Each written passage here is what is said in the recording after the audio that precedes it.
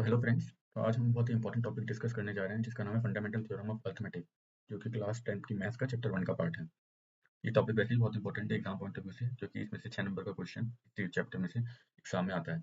तो before we are getting into fundamental theorem of arithmetic, हम समझते हैं Euclid division algorithm. Euclid division algorithm basically related है divisibility of integers. इसमें दो इंटीजर्स हैं a एंड b। अगर and a is greater than b, अगर हम a को b से डिवाइड करें तो उसमें हमें एक इक्वेशन मिलती है a b q plus r. इसमें क्यू जो है ये हमारा है क्वोशिएंट और आर जो है वो है हमारा रिमाइंडर।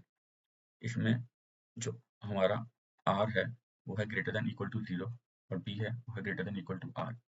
तो दिस एल्गोरिथम को हम यूज करते हैं जीसीडी फाइंड करने के लिए। जीसीडी एनी टू नंबर्स का, कोई भी दो नंबर का हमें जीसीडी अगर फाइंड करना हो तो एल्गोरिथम यूज होता है। इसके क्वेश्चंस एग्जाम में भी आपके आते हैं, तो हम इसे एक एग्जांपल के थ्रू समझ लेते हैं। मान लीजिए दो नंबर है 252 एंड 105।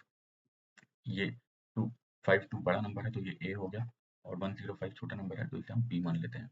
जब हम इसे करते हैं तो इक्वेशन के हिसाब से ये 105 इंटू 2, ये क्वेश्चन हो गया 2 प्लस रिमाइंडर, तो 105 इंटू 2 हो गया 210। और जब हम 252 को माइनस करते हैं 210 से तो हमारे पास आता है 42। तो ये हो गया हमारा रिमाइंडर। अब हम 105 को 42 रिमाइंडर जो आया था उससे डिवाइड करेंगे। 105 ए हो गया, 42 हो गया हमारा बी। तो 42 इंटू 2, फिर इसमें क्वेश्चन 2 आ गया, इसमें 84 आ गया हमारा मल्टीप्लाई करके। 105 माइनस 84, रिमाइंडर आ गया हमारा 21। तो अब हम 42 जो है वो ए हो जाएगा और 21 जो है हमारा वो बी हो जाएगा। इसमें हम 21 इंटू 2 जो कि 42 होता है और रिमाइंडर हमारे पास आ गया 0। 42 माइनस 42। तो इसमें अगर आप देखें तो जो 21 है वो हमारा हो गया जीसीडी ऑफ अगर 252 एंड 105। तो ऐसे हम जीसीडी कैलकुलेट करते हैं इस एल्गोरिथम के थ्रू। आइए हम नेक्स्ट टॉपिक पे चलते हैं, जो कि है फंडामेंटल थ्योरम ऑफ अरिथमेटिक। ये दी थी कार्ल फ्रेडरिक गॉस ने, जिन्हें प्रिंस ऑफ मैथमेटिक्स के नाम से भी जाना जाता है।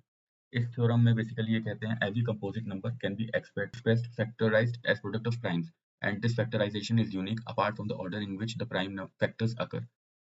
इन सिंपल टर्म्स में हम इसे ऐसे समझते हैं कि कोई every composite number has a unique prime factors. जो कंपोजिट नंबर होते हैं वो बेसिकली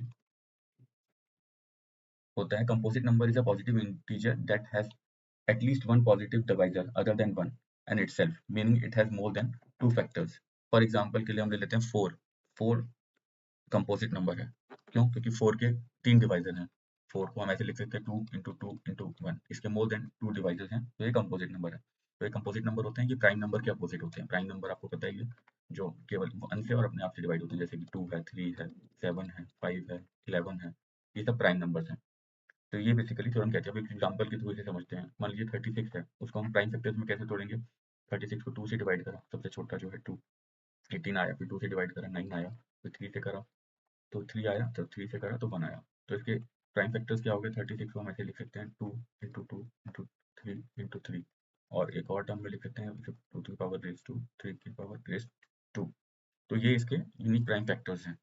अब हम एक और एग्जांपल ले लेते हैं जो आपकी बुक में भी दिया हुआ है, वो है 13760। इसको हम करते हैं 2 से डिवाइड तो आता है 16380 डिवाइडेड बाय 2। फिर आता है 8190 डिवाइडेड बाय 2, 4095। फिर डिवाइड करते हैं हम 3 से तो 1365 डिवाइडेड बाय 3 आता है 455 डिवाइडेड बाय 5। ये आता है मेरे पास 91। 91 divided by 7 is equal to 13। 13 divided by 13 is equal to 1। तो ये जो सारे हैं ये यूनिक प्राइम फैक्टर्स हैं इस नंबर के। तो इसे हम सिंपल टर्म्स में ऐसे भी लिख सकते हैं 3760 2 raised to the power 3 into 3 raised to the power 2 into 5 into 7 into 13। तो ये बेसिकली यूनिक फंडामेंटल थ्योरम है। इसमें एक पॉइंट और है इंपॉर्टेंट जो आपको जानना चाहिए। मान लीजिए कोई भी कंपोजिट नंबर है x। अब इसके प्राइम फैक्टर होंगे p1 इंटू p2, जैसे हमने पीछे देखा, ये जाएंगे pn तक। तो ये जो है ये असेंडिंग ऑर्डर में चलेगा। ये सबसे स्मॉलेस्ट होएगा प्राइम नंबर और ये लार्जेस्ट होएगा। इस थ्योरम में हमें इस बात का ध्यान रखना है।